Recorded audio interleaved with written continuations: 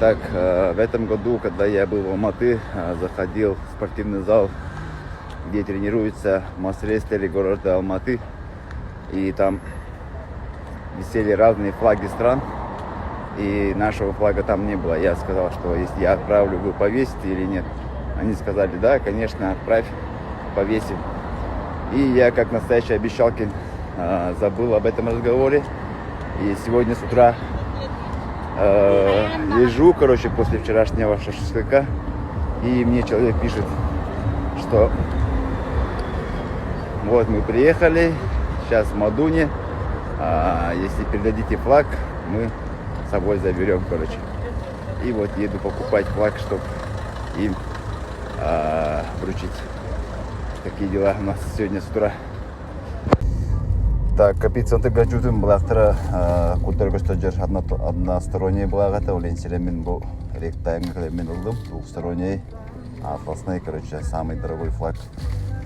2000 жылға бит, оны 5-ші скалатлар жаление кірінші тосын алтын ветер.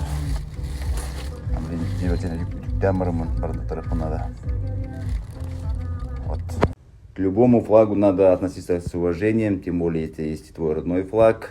Перед тем, как ему кому-то дарить, вручать или же показать в публике, надо его сначала погладить, чтобы не было вот таких вот линий, чтобы должно быть ровно, как синее небо. Так, купил билет, чтобы попасть в Мадун. Сказала, что мне надо вручить и просто уйти, сказали, нет, без билета, без бейджика, нельзя проходить, все серьезно, туда-сюда, поэтому купил, сейчас как раз обед, оказывается, у них до 2 часов, поэтому вручу. Нахожусь в центре национальных спортивных игр Мадун, и со мной Иркен.